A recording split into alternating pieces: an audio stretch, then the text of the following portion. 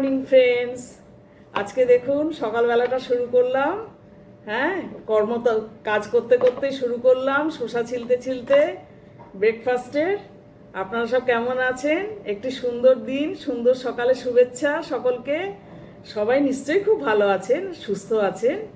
হ্যাঁ, তবে গরম কিন্তু খুব। আজকে সকালে চনমনে রোদ উঠে গেছে। আর কালকেও গরম ছিল, কালকে মেঘলা ছিল আকাশ, কিন্তু খুব গরম ছিল, কাজ করলেই ঘেমে যাচ্ছি। আর আজকে তো আরও গরম হবে যা মনে হচ্ছে ওয়েদার দেখে। সবাই খুব সাবধানে দিনটি থাকবেন এবং একটুখানি করে রেস্ট নিয়ে নিয়ে কাজ করবেন। আর হালকা পাতলা খাবেন। হ্যাঁ, রিচ খাবার খাবেন না, কেননা ওয়েদারটা এখন কিন্তু ভীষণ মানে দুর্বিষহ। একদম খুব সাবধানে থাকার দিন, গরম খুব। হ্যাঁ, ভগবান যেন, ঈশ্বর যেন সবাইকে সুস্থ রাখে, সবাইকে যেন সামলাবার শক্তি দেয়, ক্ষমতা দেয়। এই ওয়েদার, এই আমাদের হিউমিডিটিস, ওয়েস্ট বেঙ্গলে যা হিউমিডিটিস, এটা যেন সহ্য করার ক্ষমতা ঈশ্বর যেন সকলকে দেয়, এটাই প্রার্থনা করি। তারপর বলুন, আপনারা সবাই কে কী করছেন সকালবেলায়? আমি তো কর্ম শুরু করে দিয়েছি। এবার ব্রেকফাস্ট দেখি, শশাটা তো ছুললাম, তারপর দেখা যাক আর কীভাবে করি, কি করি দেখা যাক। রান্না কি করি, সবজির ঝুড়িতে কি কি রয়েছে সেগুলো দিয়ে কি কি রান্না বান্না করি দেখা যাক। আপনারা সব চলতে থাকুন, কাজ করতে থাকুন। ঠিক আছে, আবার আসবো। দেখো, সকালবেলায় ছিল চনমনে রোদ্দুর, এখন আবার দেখো কেমন মেঘে ঢেকে গেছে, ঝিরঝির করে বৃষ্টি শুরু হয়ে গেছে। হ্যাঁ, আমার একটি কথা খুব মনে পড়ছে জানো তো। যখন কাশ্মীর বেড়াতে গিয়েছিলাম তখন পেহেলগাঁওয়ে একটি দোকানে কফি খেলাম আমরা যে গাড়িটায় করে গিয়েছিলাম, যে কজন তারা। তারপর একটু একটু করে এক ফোঁটা করে বৃষ্টি পড়ছে। তখন তাড়াতাড়ি আমরা বলছি চলো চলো তাড়াতাড়ি দেখে নিই আমরা চন্দনওয়ারি সিঁড়ি, চলো চলো ওই অবধি চলো, গিয়ে একটু সিঁড়িতে উঠি, প্রণাম করি। চন্দনওয়ারিতে সিঁড়ি থেকে শুরু হয় অমরনাথ যাত্রা। তখন ওই যিনি কফি বিক্রি করছিলেন তিনি বলছেন, হাসছেন আর বলছেন যে কাশ্মীর কা মৌসুম আর বোম্বাই কা ফ্যাশন কিসি কো নেহি পাতা। হাসছেন আর বলছেন। তো সেই অবস্থা, আমাদের প্রকৃতিও তাই। হ্যাঁ, কব ক্যা হোগা কিসি কো নেহি পাতা, এক উপরওয়ালা জানতে, ইন্দ্রদেব।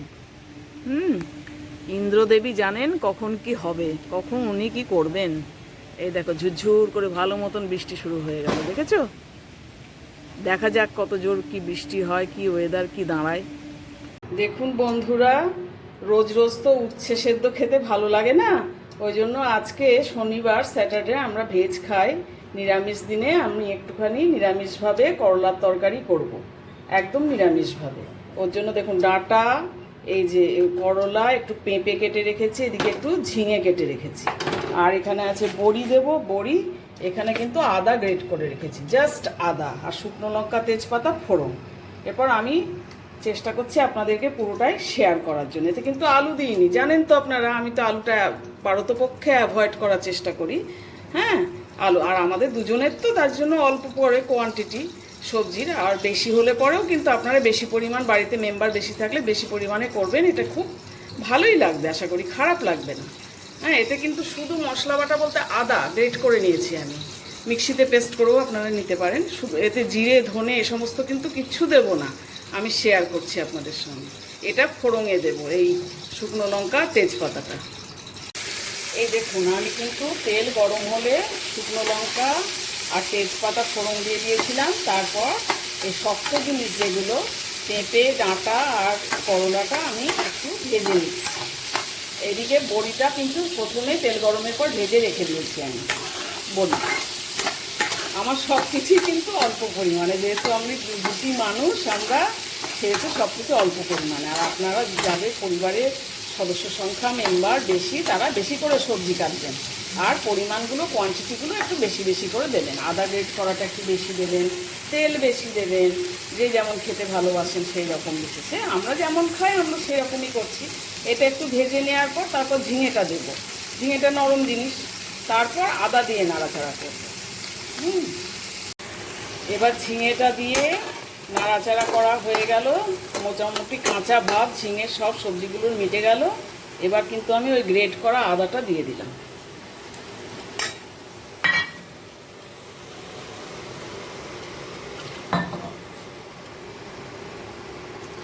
জল দিলাম, গ্রেট করা আদাটা দিয়ে এবার আমি খানিকক্ষণ নাড়াচাড়া করব।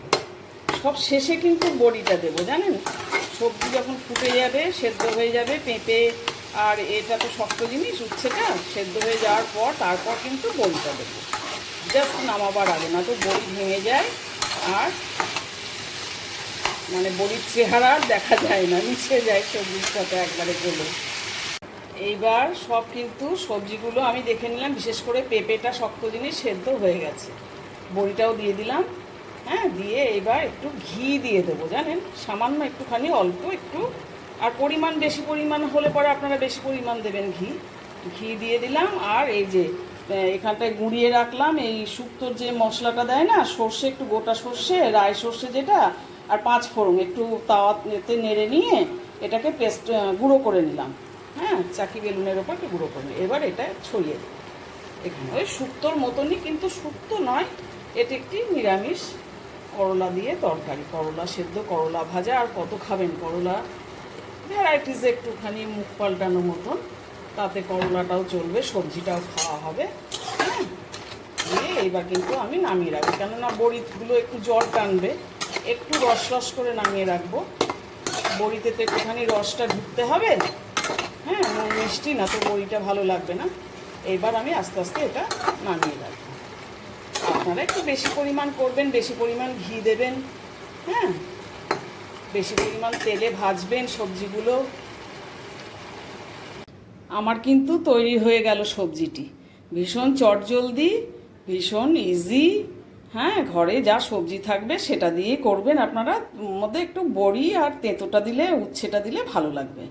খুব চটজলদি একটি সবজি, অল্প উপকরণে, কোনো মশলা বাটার ঝামেলা নেই, কোনো কিছু নেই, অল্প একটুখানি উপকরণে এই সবজিটি আমি বানিয়ে ফেললাম। এটি আমি মাঝে মাঝেই করি, আপনারা একটু করবেন, করে খেয়ে দেখবেন, খারাপ লাগবে না, গরম ভাতের সাথে মেখে খারাপ লাগবে না। আমার এবার সান্ধ্যকালীন চা তৈরি করছি, আদা চা। হ্যাঁ, এবার একটুখানি আদা চা খেয়ে নেব। সান্ধ্যকালীন চা হচ্ছে আমার রোজকার মতন। তোমরা বলবে যে এই অরূপা বন্ধুটি রোজ চা করা দেখায়। হ্যাঁ, তোমরা তাই বলবে। তারপর তোমরা সবাই কেমন আছো? চাটা খাওয়া হয়ে গেছে নিশ্চয়ই, বিকেলকার চা। অনেকে আবার বিকেলেই চা খাওয়া অভ্যেস, তাদের তো চা খাওয়া হয়েই যাবে। হ্যাঁ, আমি তো তোমাদের এর আগেও বলেছি, বিকেলবেলাতে ঠিক আমার চা খাওয়া হয় না, আমার এই সন্ধেবেলাতে চা খাওয়া হয়। সন্ধেবাতি করি, তারপর আমার চা খাওয়া হয়। এই যে কাপ প্লেট রেডি, এবার ছেঁকে নেব চাটা, এবার খাই আমি, তারপর আবার আসবো।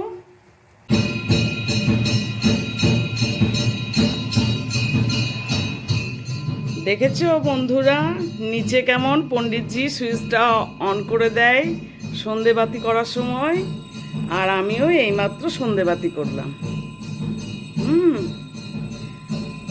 এই দেখো নিচে কেমন ডুমডুম ডুমডুম বাজছে। এই যে বলি আমার সিগন্যাল, ভোরবেলা আর এই সন্ধেবেলা সিগন্যাল।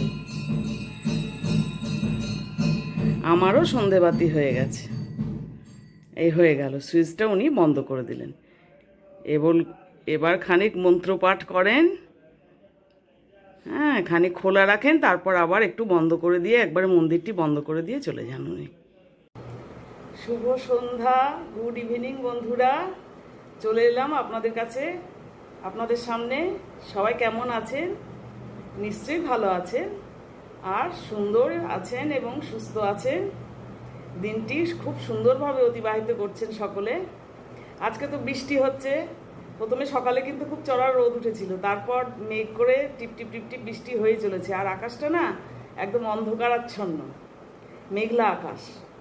হ্যাঁ, আমার তো ইঁদুরের উৎপাত, ওই জন্য দুপুরবেলায় যখন একটু রেস্ট নিতে যাবো মনে করলাম, অন্যদিন জানলাগুলো একটু, শাটারগুলো খোলা রাখি, ঘরটা ভীষণ গরম হয়ে যায়, হিট হয়ে যায় বলে। আজকে বললাম যে একদম ওরা ভাববে রাত্রি হয়ে গেছে, সব ঢুকে পড়বে মহারাজরা, কাজেই শাটারগুলো লাগিয়ে দিই। দিয়ে শাটার ওই আরেকটি ঘরের, তারপর এই ঘরে যে বসে যে শাটারটি খোলা আছে এইটি সব বন্ধ করে দিয়ে তবে একটু রেস্ট নিতে গেলাম আজকে, তেনাদের ভয়ে। ও কি বলবো, আমার যে কি উৎপাত বলার নেই। আমি নিজের চোখে দেখতে পাচ্ছি 2-3টে খেলা করে বেড়াচ্ছে ওই তার দিয়ে, ওই সামনের বাড়ির জানলা দিয়ে ওদের সব নেট বসানো, জানেন তো, ওদের ছোট ছোট ছোট ছোট ওই গ্রিলের বাইরে দিয়ে চারপাশ দিয়ে সব এখানে যারা অনেক দিন ধরে আছেন এবং অনেকে হয়তো এরকম ব্যাপার ওনারশিপেরও রয়েছে, ওনারশিপ ফ্ল্যাটেরও রয়েছে, এই কোয়ার্টারের মধ্যে ওনারশিপও করে নিয়েছে, করে হয়ে যাবে এরকম একটা আশায় আছে। হ্যাঁ, তাদের ক্ষেত্রে কিন্তু অনেক বছর ধরে যারা স্টে করছে, কোথাও ছেড়ে যায়নি, আমাদের যেমন আমার হাজব্যান্ড বিভিন্ন ভাবে প্রমোশন লেভেল নিয়ে বিভিন্ন জায়গায় কাজ করেছেন উনি, স্যালারি যেখানে বেশি পেয়েছেন সেখানেই চলেছেন আর কি ছুটে, এইভাবে প্রমোশন যেখানে পেয়েছেন সেখানেই চলেছেন, এইভাবেই উনি কাটালেন। এবং লাস্ট যখন উনি রিটায়ারমেন্ট করলেন তখন উনি ভাইস প্রেসিডেন্ট পোস্টে ছিলেন। আমি গাছগুলি সব দেখেছিলাম বাংলো কোয়ার্টারে ওখানে। তবে এইটি কিন্তু লাফিয়ে লাফিয়ে উনি যদি না যেতেন কোথাও, তাহলে পরে কিন্তু এতটা লেভেলে উঠতে পারতেন না। যারাই ওঠে তারাই কিন্তু এইচআরডি ডিপার্টমেন্টে, তারাই কিন্তু লাফিয়ে লাফিয়েই ওঠে, এক জায়গা থেকে আরেক জায়গায়, এক জায়গা থেকে আরেক জায়গায়, এইভাবে প্রমোশন নিয়ে এবং স্যালারি স্কেলটাকে বাড়িয়ে বাড়িয়ে এভাবেই প্রাইভেট কোম্পানিতে এভাবেই উঠতে হয়। সরকারিতেও তো ধরুন গেজেটেড অফিসার লেভেলে আমার বড় মামাকে দেখেছি, উনি ক্লাস 1 গেজেটেড অফিসার ছিলেন, বিভিন্ন জায়গায় ঘুরতেন, বিভিন্ন জায়গায়, আজ এখানে তো কাল সেখানে তো পরশু সেখানে, এখনও সেন্ট্রালের। কাজেই ট্রান্সফারেবল জব তো সব ক্ষেত্রেই। হ্যাঁ, আর ওদের সব নেট দেওয়া রয়েছে। আমার এই পাশের কটা দেখতে পাই যে নেট ধরে ধরে তার মানে ইঁদুরগুলো খেলা করছে, 2-3টে ইঁদুর কিচির মিচির করে। আমি তাড়াতাড়ি করে জানলার ধারে চলে যাই, গিয়ে বলে এই এই হ্যাট হ্যাট হ্যাট হ্যাট করি যাতে আমার এদিকে না আসে বলে। হ্যাঁ, এইরকম সব ব্যাপার স্যাপার। তো গরম তো ঘরের মধ্যে রয়েছে ভীষণ। ওই দেখুন আমার ফ্যান চলছে, আমি ফ্যান বন্ধ করে কিন্তু কথা বলতে পারছি না আপনাদের সঙ্গে, আমার ফ্যান চলছে। আর হিউমিডিটিস ভীষণ রয়েছে, ওয়েদারটা ঠান্ডা বাইরে, কিন্তু বাইরে হাঁটাচলা করলে বা বসলে মশার উৎপাত খুব দেখতে পাচ্ছি, বেড়েছে, মশা ঢুকে পড়ছে খুব।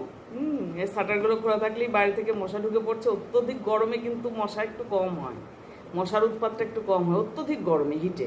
কিন্তু এখন দেখছি, আজকে দেখছি খুব মশা ঢুকছে। যাই হোক, আজকে সারাদিনটা মেঘাচ্ছন্ন রয়েছে এবং টিপ টিপ করে বৃষ্টি পড়ছে। আমাদের হাওড়া শিবপুরে এখানে বৃষ্টি পড়ছে, আর অন্যান্য জায়গাতেও আমার মনে হয় এরকমই চলছে, আমার মনে হয় এরকমই ওয়েদারটা চলছে। তো এরকম ওয়েদারে তো সন্ধ্যেবেলায় সব নিশ্চয়ই এখন সব মানে পেঁয়াজি, ফুলুরি এ সমস্ত চলছে, ভাজাভুজির পর্ব, এসব তো জমে যাবে একবারে।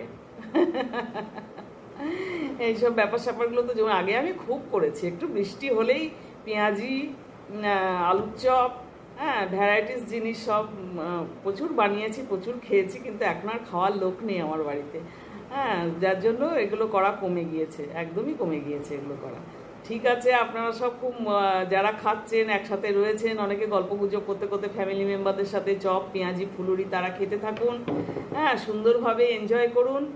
তবে একটু সাবধানে, বৃষ্টিতে কিন্তু ভিজবেন না, হাতে ছাতা রাখবেন, যেটা খুব টাফ ব্যাপার, হাতে ছাতা রাখা। আমার হাজব্যান্ড তো একদম হাতে ছাতা রাখতে চায় না, হারিয়ে যাবে, ও ছাতা ক্যারি করা ওর মানে হ্যাবিটে নেই।